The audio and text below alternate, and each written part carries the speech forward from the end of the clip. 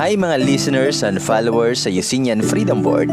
Welcome back again sa tuang channel para nasab sa usa ka confession nga daghan mong pwedeng makatunan. Siyempre kauban po ninyo ang narrator nga okay ra pud og tingog. Ako di ay si Pai Gamay. Og sa mga wala pa nakasubscribe sa atong YouTube channel ay subscribe na mga higalay igsoon. Og hapitan na lang pog tuplok ang notification bell aron updated mo kanunay kung naatay bag-o nga i-upload diri sa atong channel. Og mga kayusinyan, palihog na lang pod og hapit og subscribe sa ako ang kaugalingon nga YouTube channel. I-search lang palihog ang youtube.com/paigamay or i-click lang ang link nga naadara sa may Pobos Dapita. Daghang salamat kayo kaninyong tanan sa inyong pagpaminaw og sa kanunay ninyong pagsuporta sa ato ang channel og sa ato pod nga Facebook page. O karon mga ladies and boys, mga listeners and followers sa Yusinian Freedom Board, ania na ang confession nga forever forbidden.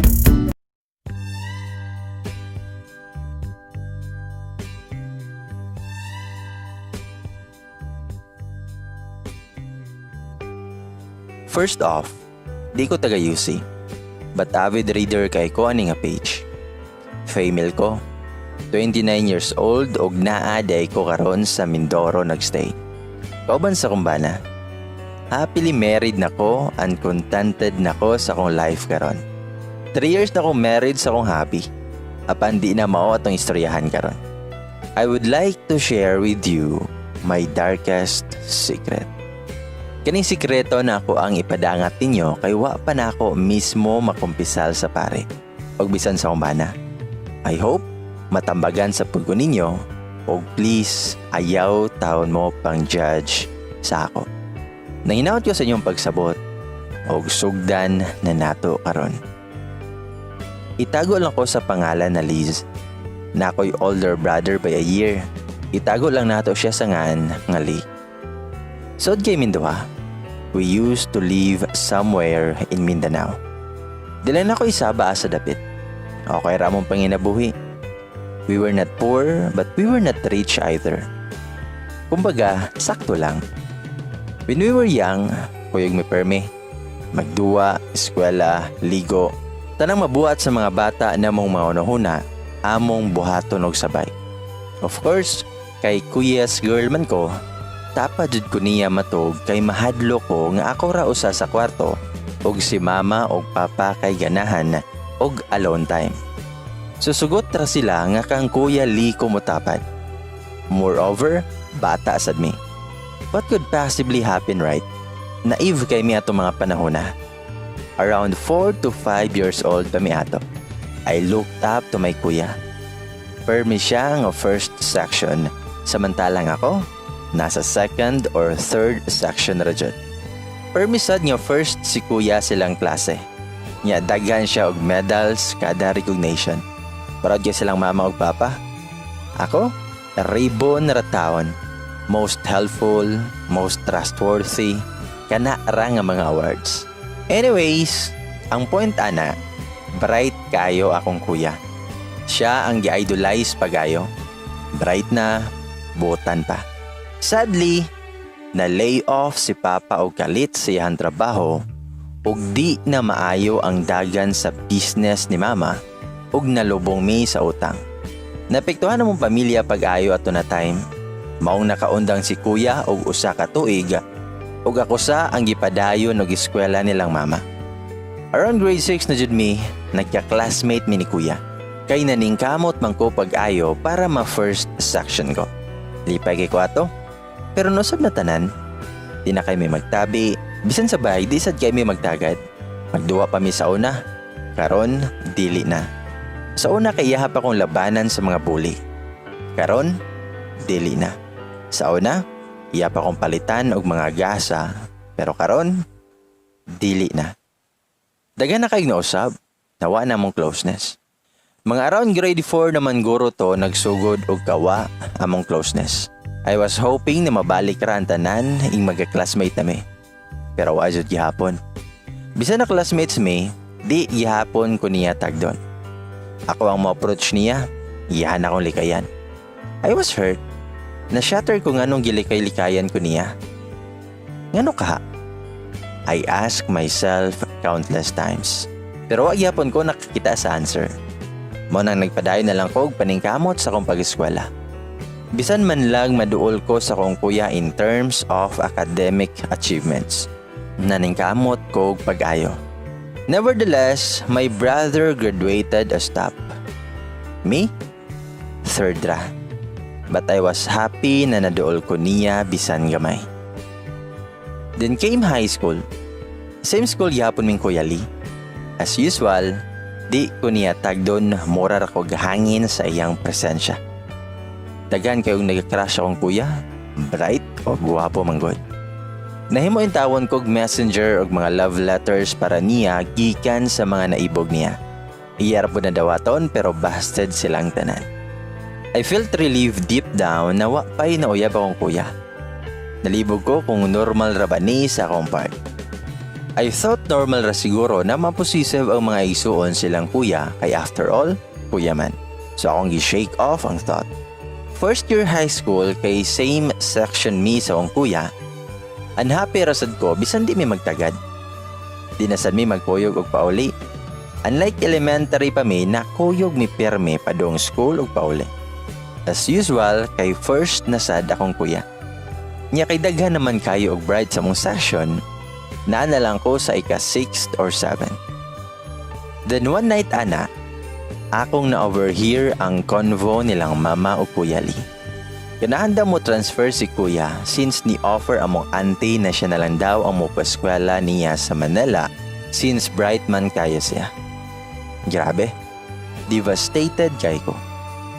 I mean, sigugukod niya only to find out na mo transfer dahil siya. Wako'y tarong kaon at mga panahon na. Nibabasad ako mga grades. Nakast ko sa akong self. Nganong OA man kay ko sa pag-transfer ni kuya. Ngano man, nasakitan ko pag-ayo and at the same time, naglibog ko. Until that one night, sayo ko natog kay wa man ko'y ganang mukaon. Ugma na mo larga si Kuya Pod pa Manila. Muna akong ginuhon na og perti na kong hilak. Hantod sa nakatulog na lang ko. Mga around 2 a.m. nigawas ko sa kong kwarto para mag-CR. Nya nibalik na sad ko sa kong room. Wa na ko nakatog pagbalik. Akong gipilit pag-close akong mata para makatog ko. Pero wa jud ni gana. Og nakadungog kong ni-open akong door. I pretended to stay asleep. I keep on thinking na basin multo. Maintadi, Lord, tabang. Nainitap sa akong shoulder. Sige ko ingon na, please. Iya akong i-attempt og pukaw. Pero patog-tog yapon ko. Familiar ang tingog. Nganong naman si kuya sa akong kwarto? Moto, I just listened to him. As though, ni-prefer siya nga tulog ko while nagtabi siya. Daghan kaya siya gistorya na ko. Di na ako ka-remember kung sa to. Pero mostly, nag-reminisce siya sa mong pagkabata o closeness. In the end, ingon siya na I hope malipay ka. Then iyang gikares sa akong right cheek niya gikisan ko niya. Di sa forehead or sa cheeks, kundi sa lips. At the time, nag-contemplate ko kung mumata na lang ba ko or mo continue og patog-to. I was shocked and puzzled sa iyang gibuhat. 5 a.m. kagihatod na nilang mama o papa si kuya sa airport. Ni kuyog ko, pero as usual, wa o tagda ni kuya. Naglibog ko kung saan ako siya pag-approach. Pero sa uli, wa jud mi ingong nagtagad. I just hugged him niya ingon ko nga amping dito sa Manila, Kuya Lee. And he just nodded. Pagbalik na ko sa kwarto, I noticed na nagbilin siya og suwat para nako. I can't recall the entire content, pero ang pinaka nitatak pag-ayo sa kong nahuna is this line, I see you as a woman, not just my sister. Nihila ko pag-ayo kay dito na nako na-realize ang tanan kung anong iya kong gi-ignore og pasakitan on purpose. At the same time, na-realize na ko ang akong feelings para niya that he's more than just a brother to me too. Every New Year og Christmas breaks muli si Kuya Lee sa amo og ngingawon si mama og papa niya pagayo. Of course, ako sad. Honor permit si Kuya sa school sa Manila hangtod sa pag-graduate niya. Nilabay ang 4 years sa high school og ni-graduate na sabko. Nakadecide ko nga kung apason si Kuya Lee sa Manila og dito na pud ko mag-college since dito man siya mag-college. Desperate kay ko og nangitag scholarship para nako kay di ko ganahang i-burden akong parents. Thankfully, nak-scholar ako. Nashock si Kuya pagitan ako. On the other hand, nakahinumdum ko sa content sa gisuwat diri ni Kuya nako sa una. Nawaw ko pero pa as if ko nawa ko kabasa siyang suwat. Ako rin yapon siyang tagdo normally, pero deadma gihapon ko as usual. Gistoryahan din siya ni mama sa kong desisyon. Ni-object siya, pero kay wa may makitang problema silang mama o papa, nisugot na lang siya. Para daw makatipid og renta, mas maayo daw na ipon na lang mini Kuya. Nakita ra pod mi og apartment na naay 2 ka rooms ug 1 ka CR. Dungan mi pagpa-enroll sa akong kuya and somehow lipay kay ko. Nag-start na ang term og pareho ming nakuha og engineering. As usual, mura gihapon ko gahangin para ni Kuya. Sakit sa buot apan akong giantos. Nevertheless, bisan mura ra ko gidedma sa fact na we live in the same apartment, the truth is that maglisod ko og tulog every night. Kay pirmi na ko ma-remember iyang gihimo na ko once. That night before siya nilarga og Manila, naiya akong gikisan sa lips. Sleepless kayo ko. Beer ang pirme na kong karamay. Og tuod man, musod siya sa akong kwarto. Same time katong nisod siya once and he kisses me on my lips. Katong nakabantay ko na mauni iyahang buhaton sa ako every time o 2 a.m. kapi na. Ako ang gi-anticipate ang iyahang pagsulod sa kwarto. As usual, ga-pretend gihapon kong natulog ko. And I let him kiss me. While caressing my cheek, he would say, "I love you," and he would press his lips against mine. Of course, I can sense his guilt. Bisan ako makonsensya. But what can I do? I'm in love with my own brother even though kahibaw ko nga bawal. Sa mata sa tao og labi na sa mata sa Diyos. Nevertheless, I keep on suppressing my feelings toward him og siyasap. Iya akong pirmi i-ignore. Hangtod sa na 3rd year na mi ni Kuya. Kaya di na naman ako matake na iya akong ignore. Ako siyang gidare o ginom. Guess what? He accepted. Although di mi magtagad bisan sa apartment, this time, determined kong ipa-acknowledge niya akong existence. Nipalit kog tulo ka case sa beer og nag-inom in duha. But I have another plan in my mind. Akong plano kay hubugon ako si Kuya and hopefully mahimo siyang honest nako sa iyang gibati. A very stupid plan, I know. Nya, bad pod but I can't help it. Anso nag-inom eh? Ako gapa as if nahubog na sa upat ka bottle sa beer bisan wa pa. Taas day ang tolerance sa alcohol nako kay sige na kog inom og beer. Si Kuya, naka-feel ko nga iya akong gipikpik o gipukaw. Pero ako, as if gihapon na natog. So iya akong gidala sa kwarto. While iya akong gipahigda, he was caressing my cheek again. And finally he said, "May padi na lang tayo soon." Iya na pod kong gikisan sa lips. Og didto na ni gawas tanan akong emotions. I hug him, niya na shock siya. Nangutan na siya if mataba ko the whole time. I said yes. Ni-attempt siya gawa sa kwarto pero ako siyang gipugan. I hug him tightly. Dito ko nakabati na nihila kog maayo si Kuya. Hilak jud kayo siya. Iya kong gipangutana, nganong niapas mamang ko niya nga iya ganitong gibuhat para rasad sa akong kaayuhan. O katubag niya, I just keep on crying while hugging him. Niamin sad ko sa kong feelings para niya. Nashock siya sa iyahang nalungot. It made him cry more. Nganong sa tanan, ikaw pamanjod Liz. Igsoon tika. Mo na ingon ni Kuya sa kuha. Ibes na malipay ko nga duol ko niya kay igsoon mi, I felt cursing my own roots.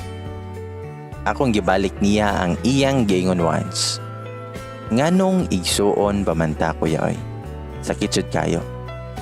Sometimes naghilakay me, I pulled his face closer to mine and I gave him a kiss. A gentle one. Pang goodbye kiss nung tato na ako para ako nang ipaon sa limot akong gibati para niya. But he responded, to think na puro na may tipsy, nahitabo pa jud ni namong duha. Iya akong gipangutana kung sure na ba ko sa unsa among buhaton. Ningon ko go. And with that response, I committed a very grave sin. An unforgivable one. I made love with my own brother, whom I love so dearly. In the end, puno ko sa pagmahay o pagbasot. But some part of me felt relieved na akong nahatag akong first time niya. Sa usa ka tawo na love kayo nako. After what happened, nangayo og sorry si kuya nako sa iyang napuhat while nagbako. Ako siyang gi-comfort o gi-assure na wa siya'y sala kaya ako man putong gusto. Ato kay nanguyab akong kuya nako, even though kahibaw ming duhaan na di pwede. Gisugot gyapon ako siya. Nagkakami sa kong kuya. Sa campus namo, dead match na ako. Pero kung kami nalang duha, we were sweet with each other. Ipon na sad mig room sa apartment. We kept our relationship a secret ilabi na sa mong parents. Happy kay minduha during our relationship. Na mga ginagmay nga selos, pero mag-uli ra po dayon mi. Pero wa joy happy ending sa usa ka relasyon nga sama ka immoral sa amo. I already knew of that fact. Pero akong gi-refuse pag-accept. Until hapit na among graduation, nakadecide mi pareho sa kong kuya na undangon na mong relasyon. It shattered my heart into pieces bisan same decision. Sakit jud kayo. After namo og graduation, nilarga si kuya sa US para sa iyang work. Ako sad man kamot og panarbaho sa Manila. After 2 years, nahibawan na lang nako na nagminyo na si Kuya Lee dito. Og dito siya ni settle sa US. Grabe akong kasakit ato nga time. Halos ko mabuang sa balita. Kahibaw ko nga wa ko'y karapatan bisan mo tutol sa iyang desisyon. Moto ko na lang gidawat ang tanan o ginahinay na sab kong ga-move on. Gipadadaan ko ni Kuyag Suwat. Sa Suwat, nangayo siya'g pasaylo na ako and he wishes me a happy life. Iyahadong gamito ni iyahang pamilya o iyahang present life sa pag-aton sa iyahang takong sala. In that essence, I felt the same. Nagila kong nagbasa sa suwat o igo na lang kong naghandom sa mga memories namo sa kong kuya. 2 years after that, bisan wa pa ko dayon-dayon ka move on, kay I met my hubby and he made me happy again. To my Kuya Lee, if makabasa or makapaminaw ka ni kuya, nang hinaot ko na imo nang mapasaylo imong kaugalingon sa naitabo. I'm now living a happy life just as what you've always wanted. I wish your happiness from the bottom of my heart. Nang hinaot kong magmalipayon ka kanunay. You're my first love but not my last. I wish you all the best in life. Dari na lang ko to and I wish you all the best sa pagpaminaw sa akong storya. Nang hinaot ko na inyo ning gamiton isip giya sa inyong kinabuhi. Og di dapat sunon ang akong gibuhat. Learn from your mistakes and never try to repeat them again. God bless.